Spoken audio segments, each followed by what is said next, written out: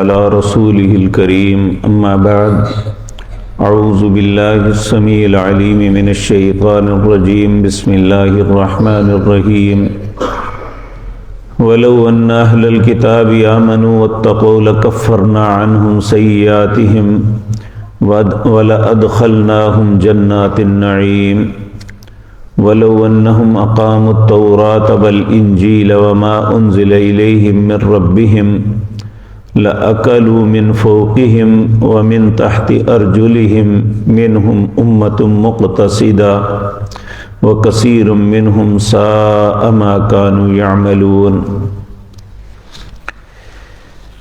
حضرات محترم، انسان دنیا میں کتنا ہی طاقتور کیوں نہ ہو جائے، اللہ رب العزت کی عنایت اور اس کی رحمت کے بغیر یہ انسان کوئی حیثیت نہیں رکھتا۔ آج اس جدید دور کے اندر بھی اللہ رب العزت نے اپنا آپ کائنات کو دکھایا ہے کہ دنیا کے امیر ترین اور ترقی یافتہ ملک جن کے ذہنوں میں فرعونیت اور ہر قوم کو مارنا اور ان کو تباہ کرنا ان کے سر پہ سوار تھا، بلکہ اس عذاب سے ایک دن پہلے کا ایک کلپ وائرل ہوا ہے کہ یہ فلمی دنیا کے کچھ لوگ ایک جگہ جمع تھے، تو ان میں ایک معروف عورت جو ہے وہاں اس نے جو الفاظ کہے العیاذ باللہ، کہنے لگی کہ ہمیں دنیا کی ہر آسائش میسر ہے، ہمارے پاس ماں باپ بھی ہیں، دوست احباب بھی ہیں، دنیا کی ہر نعمت بھی ہے، اس لیے ہمیں اس بستی کے اندر خدا کی کوئی ضرورت نہیں، یہاں گاڈ کی حیثیت صفر جیسی ہے۔ اعوذ باللہ من الشیطان الرجیم۔ وہ بڑے تکبر اور رعونت سے اس نے یہ بات کہی اور لوگ اس کی اس بات پہ تالیاں بجا رہے ہیں اور خوش ہو رہے ہیں۔ ابھی 24 گھنٹے پورے نہیں گزرے تھے کہ اللہ نے دکھا دیا کہ تم کہتے ہو کہ گاڈ کے بغیر ہم زندہ رہ سکتے ہیں، اور ابھی تک انہیں پتہ نہیں چل سکا کہ یہ ہوا کیا ہمارے ساتھ۔ اور اللہ رب العزت قرآن عظیم کے کئی مقام پہ یہ فرماتے ہیں من قبل ان یاتیکم العذاب بغتۃ وانتم لا تشعرون، اس سے پہلے کہ اچانک تم پہ عذاب آ جائے، تمہیں پتہ بھی نہ چلے کہ ہمارے ساتھ ہوا کیا ہے۔ دنیا کی ساری ٹیکنالوجی، وہ کیمیکلز جو آگ بجھانے کے لیے بڑے مؤثر ہیں، وہ پانی جو آگ کا دشمن ہے، پوری تگ و دو کر کے بھی اس آگ کو ٹھنڈا نہیں کر پا رہے۔ تو کیوں نہ ہم اس بات کو قبول کر لیں کہ جو اللہ نے آج سے 1400 سال پہلے اہل کتاب کو سمجھائی تھی، وَلَوْ أَنَّ أَهْلَ الْكِتَابِ آمَنُوا وَاتَّقَوْا، یہ اہل کتاب کو کیا ہے، یہ ایمان لے آئیں اور تقوی اختیار کریں، اللہ سے ڈر جائیں، لَكَفَّرْنَا عَنْهُمْ سَيِّئَاتِهِمْ، ہم ان کے گناہوں کو مٹا دیں گے، وَلَأَدْخَلْنَاهُمْ جَنَّاتِ النَّعِيمِ، ہم ان کو ایسی جنت میں داخل کریں گے جس میں نعمتیں ہی نعمتیں ہیں۔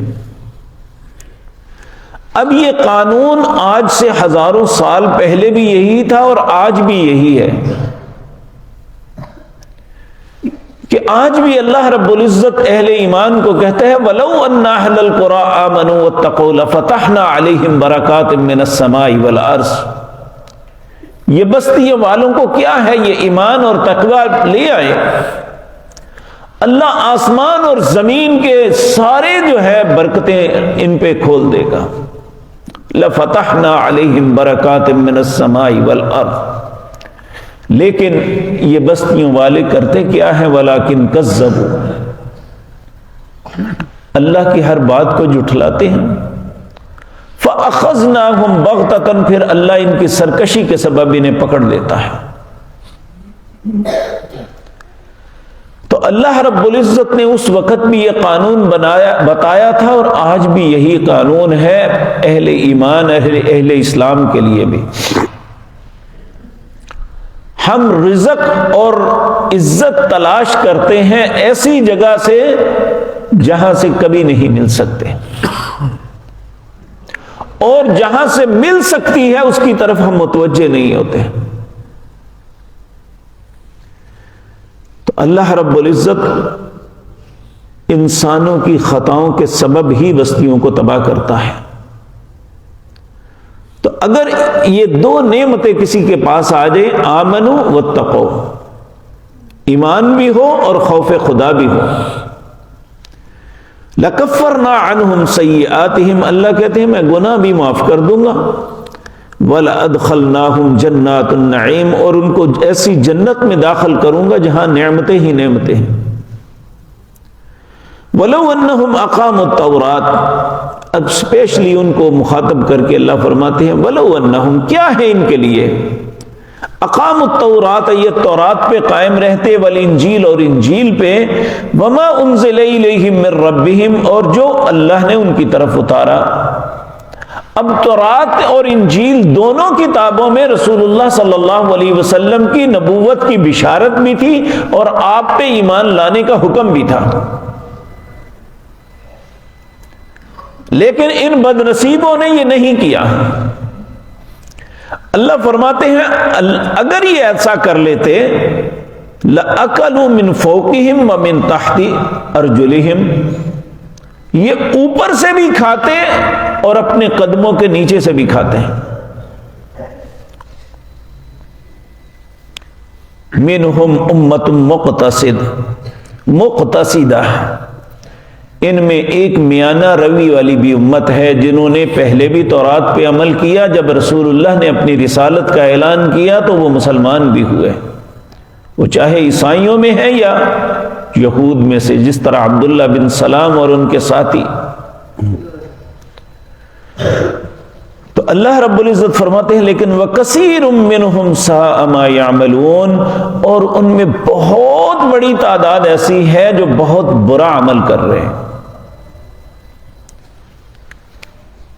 تو ان دو آیات میں میرے اور آپ کے لیے بھی سبق ہے کہ اگر اللہ سے معافی کے طلبگار ہیں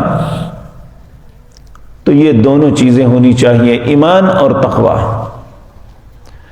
اور اگر ہم رزق اور عزت کے طالب ہیں تو تب بھی ایمان اور تقوی ہوگا تو اللہ ہمیں دنیا میں بھی عزت عطا کریں گے اور آخرت میں بھی.